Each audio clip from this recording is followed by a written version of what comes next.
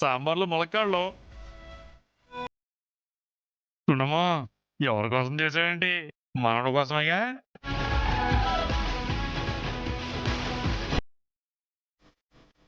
ఇదిగో మనవడా, ఈ సమయంలో గట్టిగా తినాలే.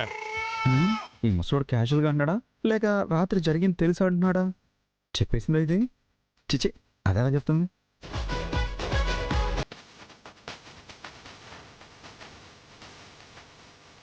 ఏంట్రా అది? ఏంటి అలా ఉన్నావు? ఏం లేదు, నా ఫేస్ అంతే. లేదన్నయ్య, ఫేస్ అంతా ఎందుకు డల్గా ఉంది. నువ్వు తినడానికి వచ్చావు కదా, ఆ పని చూసుకో. పాపం బాబీ, రాత్రంతా నిద్ర లేదనుకుంటా కదండి.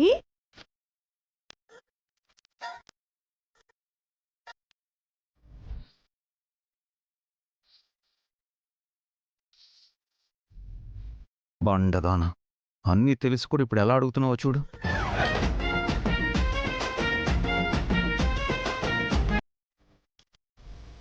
ఇంతకే శోభన పెళ్లి కొడుకు ఎక్కడా?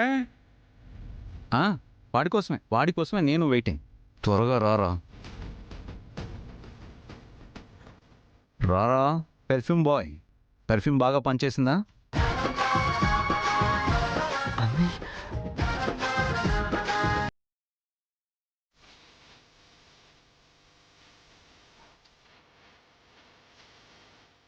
పెర్ఫ్యూమ్ బాగా పనిచేసిందా?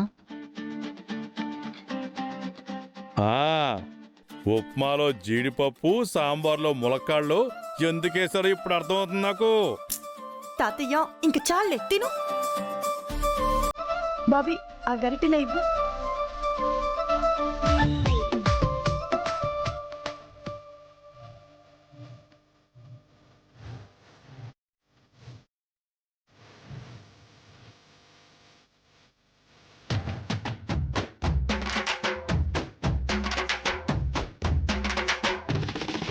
ఇదిగో మనోడా, ఈ వయసులో నాకెందుకు చెప్పు? మా వయసులో బాగానే తిన్నాం, కిలోలు కిలోలు తిన్నాం. నువ్వు లాగించు. అబ్బాయి,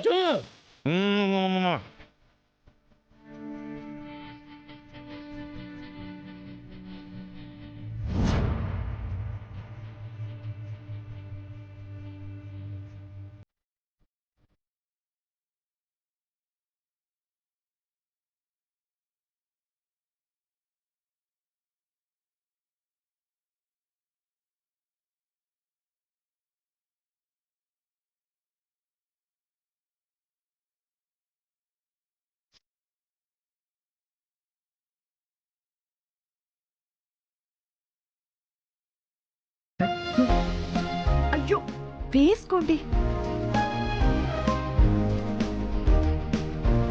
బాబీ, నీ కన్స్ట్రక్షన్ గురించి యాడ్ ఇమ్మని చెప్పాను, ఇచ్చావు కదా?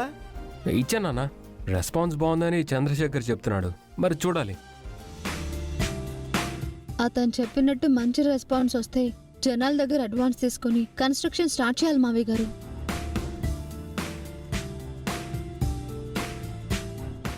ఏంటి, కన్స్ట్రక్షన్ చెయ్యకుండానే జనాల దగ్గర అడ్వాన్స్ తీసుకున్నారా?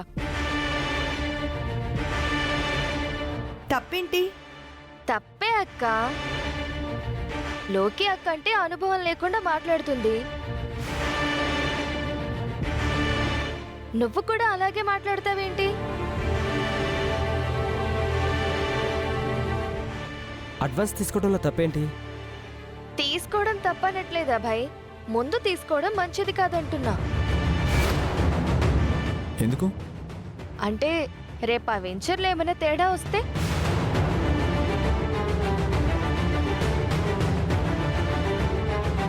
తేడా ఏంటమ్మా? ఐ మీన్ కన్స్ట్రక్షన్ లేట్ అవ్వడం, అనుకున్న టైంకి అడ్వాన్సులు తీసుకున్న వాళ్ళకి ఫ్లాట్స్ అందించలేకపోవడం, ఇలాంటి ప్రాక్టికల్ ప్రాబ్లమ్స్ ఉంటాయి కదా మావయ్య గారు.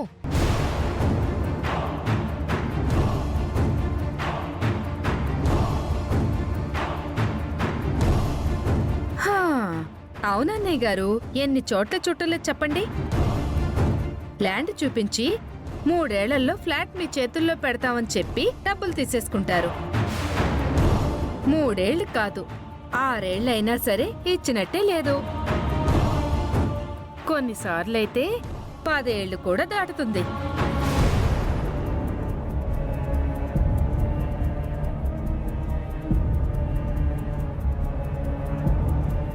అప్పుడు మళ్ళీ అందరితో మాటలు పడాల్సి వస్తుంది.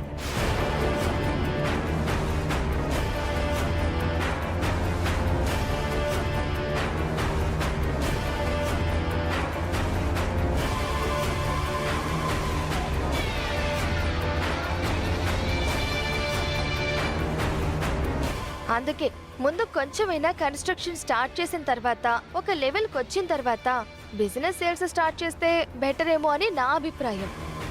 ఏరా, అది చెప్తుంది కూడా నిజమే కదా.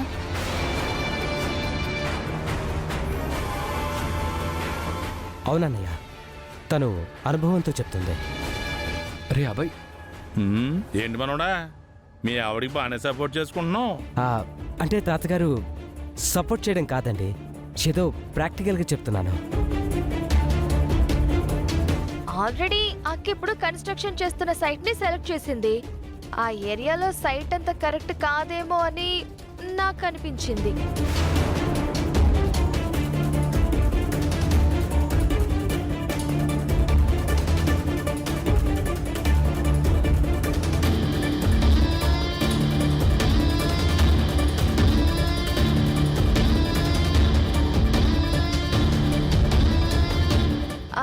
మేబీ అది మంచి ఆలోచనే అయ్యుండొచ్చేమో.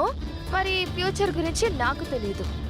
వైష్ణవి, ఏ బిజినెస్ అయినా ఫ్యూచర్ని దృష్టిలో పెట్టుకునే చేస్తారు. లోకేశ్వరి సెలెక్ట్ చేసిన సైట్ హైవేకి చాలా దగ్గరగా ఉంది.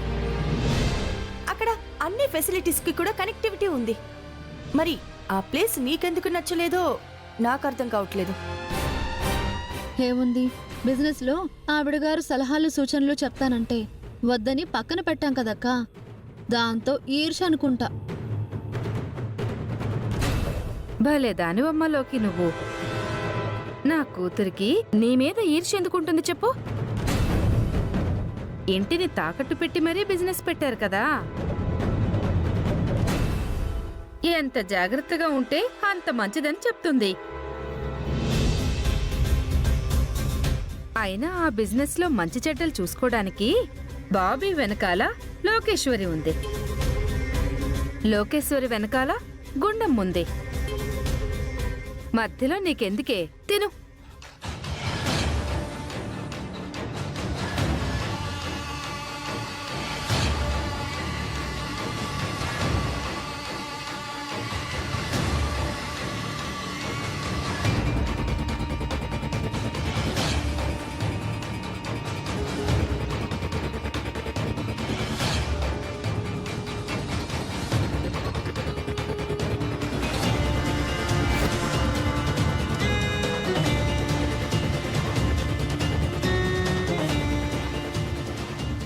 ఏమండి, జీడిపప్పు వేసుకోండి. ఈ ఎక్స్ట్రాలు కొంచెం తగ్గించుకో.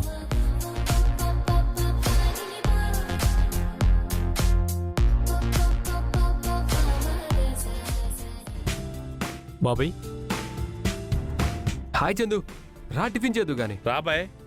లేదులే బాబాయ్, నిన్ను కలవడానికి కొంతమంది పార్టీల్ని తీసుకొచ్చా. అవునా, ఒక్క 2 minutes.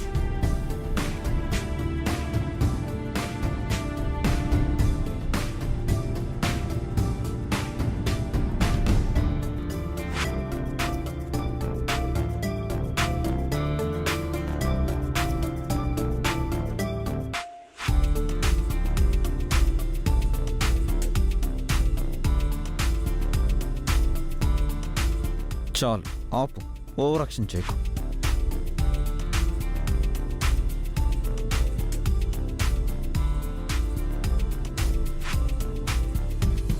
ఈయనే ఈ వెంచర్కి ప్రొపరేటర్. నమస్కారం అండి. నమస్తే. అదేంటి చందు, నన్ను ఒక్కడనే ప్రొపరేటర్ అంటున్నావు? నువ్వు కూడా పార్ట్నర్వే కదా. నాదేం పార్ట్నర్షిప్లే పార్ట్నర్, ఏదో సముద్రంలో నీటి బొట్టు. లోకేశ్వరి గారు, మీ సింగిల్ బెడ్రూమ్ థాట్ వీళ్ళందరినీ అట్రాక్ట్ చేసింది. దాని గురించి తెలుసుకోవాలంటే మీ దగ్గరికి తీసుకొచ్చా. మీకు కావాల్సిన పూర్తి డీటెయిల్స్ నేను ఎక్స్ప్లెయిన్ చేస్తాను. ఒక నిమిషం ఉండండి.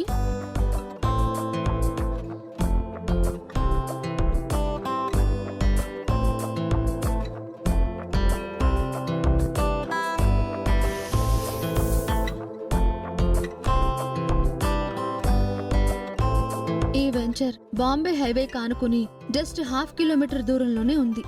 ఇటు హాస్పిటల్ కనెక్టివిటీ ఉంది. ఇదిగో ఇటు ఎడ్యుకేషనల్ ఇన్స్టిట్యూట్ కి కూడా అన్నింటికి దగ్గరగా ఉంటుంది.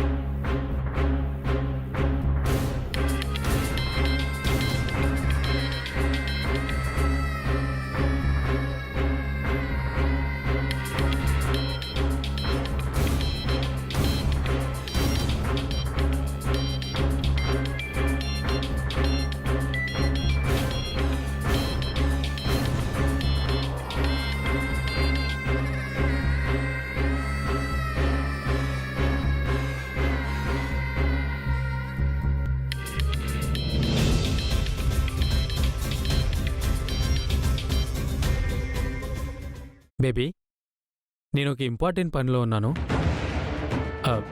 లేదురా, ఇవాళ కాదు, రేపటితో ఆ పని అయిపోద్ది. ఆ పని అయిపోగానే నీ దగ్గరికి వచ్చేస్తాను. Promise baby.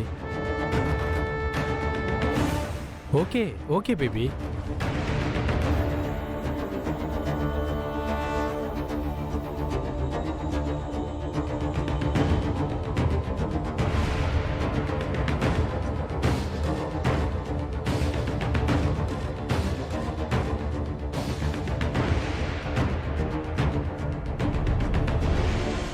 సరే బేబీ, బాయ్.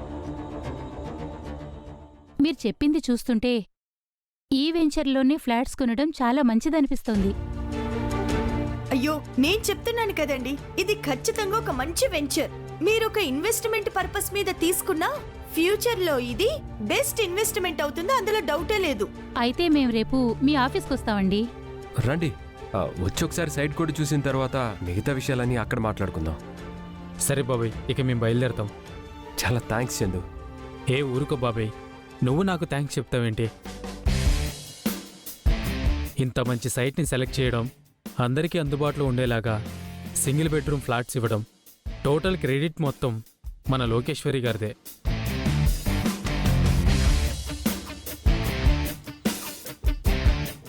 సరే మరి, వస్తా బాబీ.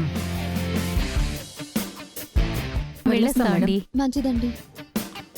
వెళ్ళొస్తాం సార్.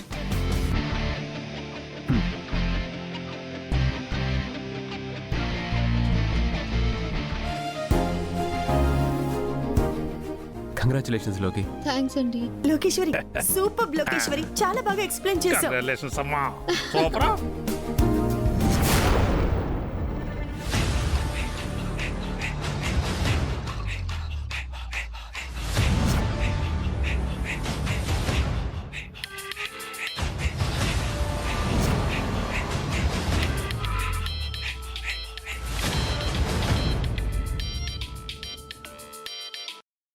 హలో, చెప్పండి మేడం. మనం అనుకున్నట్టుగా ఆట మొదలైంది. వేటుకి పడిపోవాలి చంద్రశేఖర్. డెఫినెట్గా మేడం. లాస్ట్ టైం మా బావగారితో డాక్యుమెంట్స్ మీద సైన్ చేయించమంటే అవ్వలేదు. ఇప్పుడు తీసేసుకో. మిస్ అయ్యింది అన్న కారణాలు మళ్ళీ నీ నోటి వెంట నాకు వినపడకూడదు. ఓకే మేడం, మీరే చూస్తారుగా. సంతకాలు చేయించాకే మళ్ళీ మీకు ఫోన్ చేస్తాను.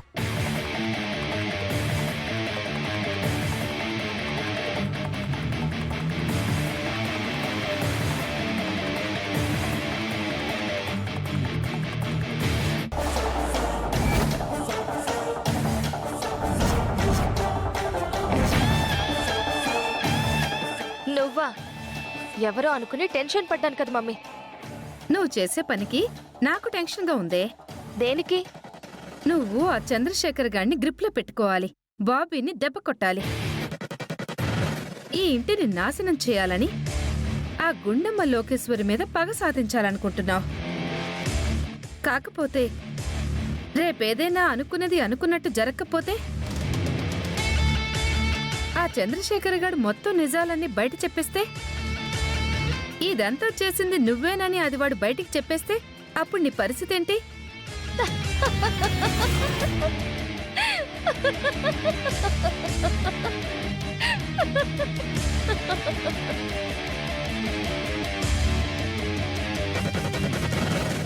మనం అనుకున్న దానికి వ్యతిరేకంగా జరిగిన నువ్వు అనుకున్నట్టు నా టైం బ్యాడ్ అయ్యి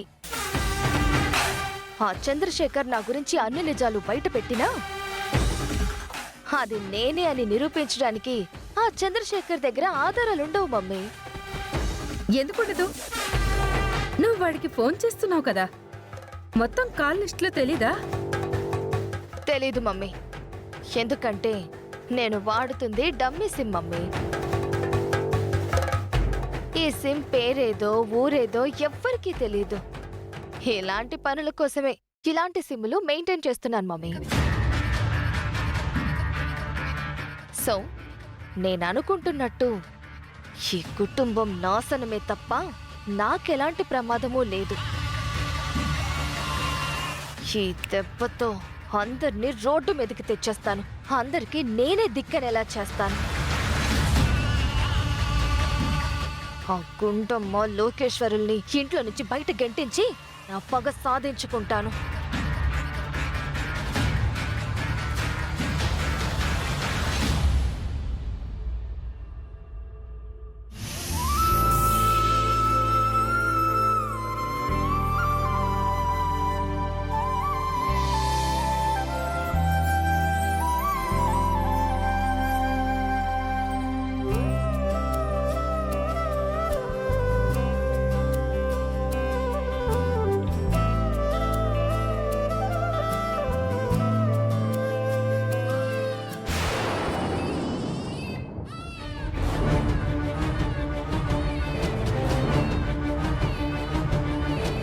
ఏంటి గుండమ్మా పాప ఏడుస్తోంది? పాప దగ్గర లోకేశ్వరి లేదా?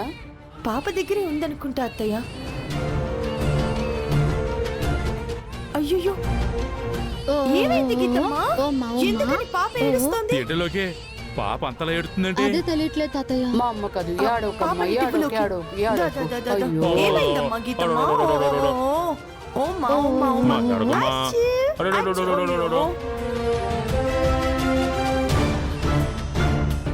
ఏంటే ఏదైనా తినకూడని తినిపించావా? అయ్యో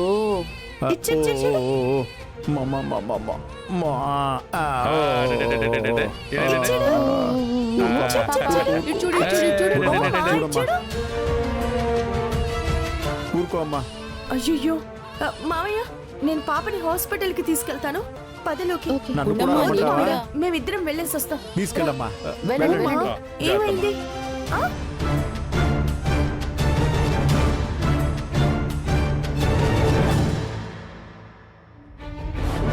ఊరుకోమ్మా, ఊమైంది. సిస్టర్, డాక్టర్ ఉన్నారా? మా పాప గుక్క పట్టి ఏడుస్తూనే ఉంది. వాళ్ళు వెయిట్ చేస్తుంది కూడా డాక్టర్ కోసమేనండి, కాసేపు వెయిట్ చేయండి. ఆగండి, ఏంటి పాప ఏడుస్తుంటే అంత రెక్లెస్ గా సమాధానం ఇస్తున్నారు? ఏవండి, డాక్టర్ గారు ఆపరేషన్ థియేటర్లో ఉన్నారు, అందుకే వెయిట్ చేయమంటున్నాను. దానికి సీరియస్ అవుతున్నారండి.